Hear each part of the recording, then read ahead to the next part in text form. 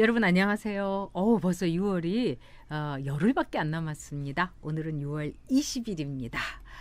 자, 여러분 어저께 이 삼척에서 정말 똑똑 여기 대한민국이에요 이러면서 북한에 말하자면은 배가 그냥 왔다 갔다 하고 이거 대한민국 맞나 싶습니다.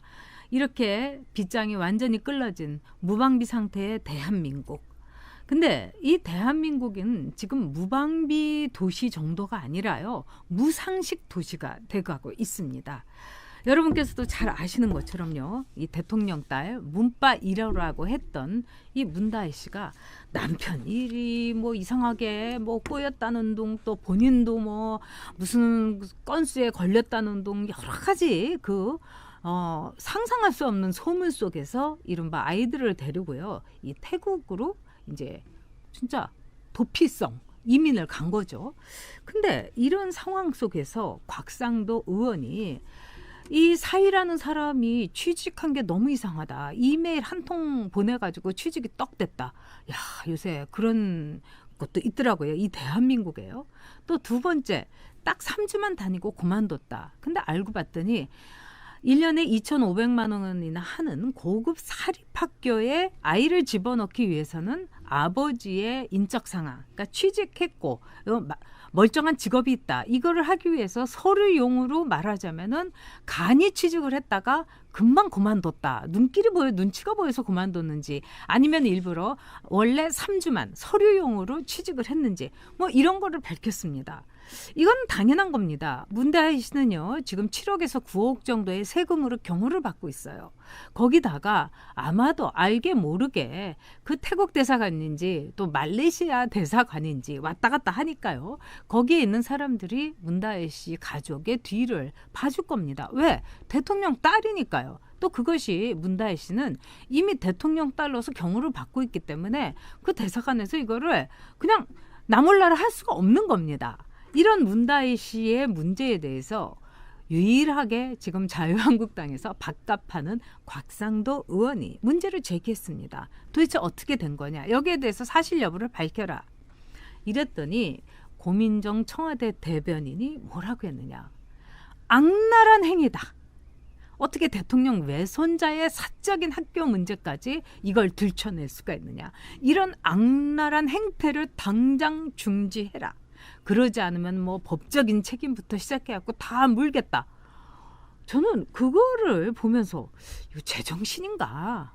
이게 상식이 있나? 전 정말 놀랐습니다. 아니, 대통령 외손자의 학교 다니는 게 이게 왜 비밀입니까? 이게 왜 악랄한 행위입니까? 거기에 대해서 물어보는 거 당연한 겁니다. 자, 여러분도 잘 아시다시피요, 미국이란 나라 굉장히 사생활을 존중하는 나라입니다. 그럼에도 불구하고 여러분 기억에 아마 생생하실 거예요. 빌 클린턴 부부의 딸 첼시 클린턴, 이 아이가 학교를 가는데요, 그동안에 빌 클린턴 부부는요, 민주당 다 그 기본대로 퍼블릭 스쿨에 대해서 막 가치를 막 강조했어요. 다 퍼블릭 스쿨에 가야 되고, 또 고급 학교 이건 공화당 애들이나 가는 거다, 공화당 국회의원들이나 가고 공화당 후보나 가는 거다 이랬는데요, 막상 자기 딸이 즉 학교를 가게 되니까 어떻게 했느냐, 아주 비싼 사립학교를 보냈습니다.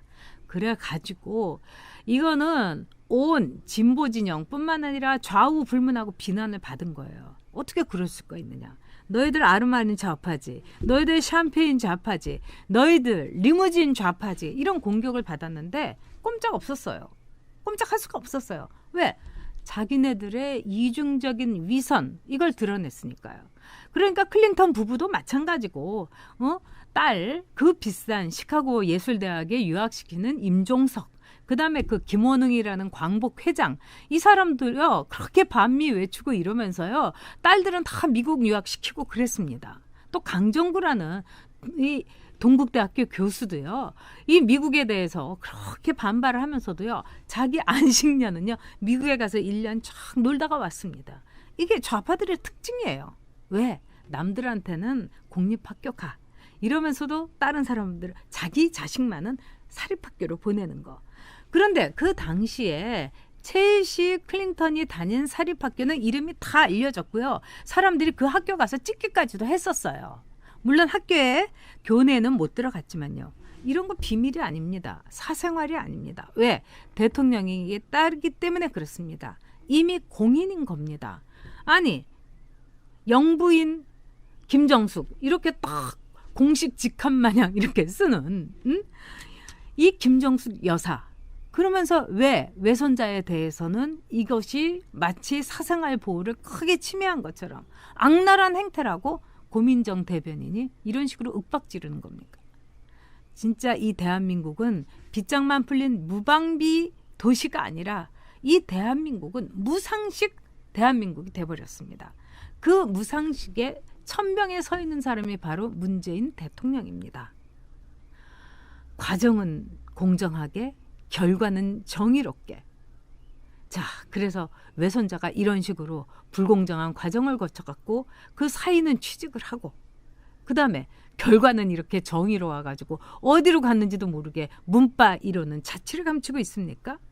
가장 공정하지 않은 것, 가장 정의롭지 않은 것은 이 고민정이라는 우리 국민의 세금을 주는 청와대의 대변인을 문다해 또 말하자면 외손자를 엄호하는 사적인 대변인으로 쓴 겁니다.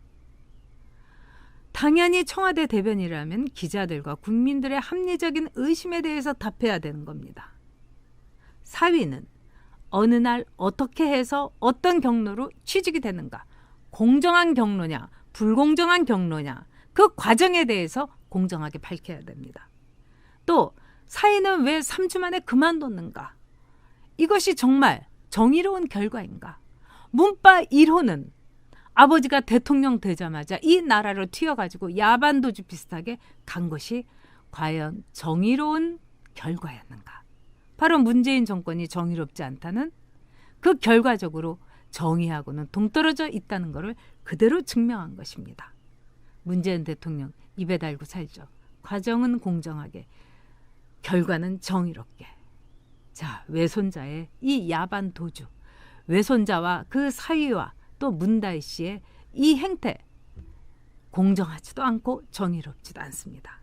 그리고 무엇보다도 고민정 청와대 대변인이 무조건 믿어라 이러면서 윽박지르고 문바한테는 믿으라고 총동원령을 내리고 그리고 합리적인 의심을 하는 우리 국민들에게는 이런 식으로 겁박을 하고 협박을 하는 거 대변인으로서 할 수 없는 일입니다. 고민정 개인 문다의 대변인이라고 이제 불러야 할 것입니다. 여러분 내일은요. 이 변희재 씨가 여러분과 함께 굿모닝 변희재를 하면서 많은 질문에 답할 것입니다. 내일 뵙겠습니다. 안녕히 계세요.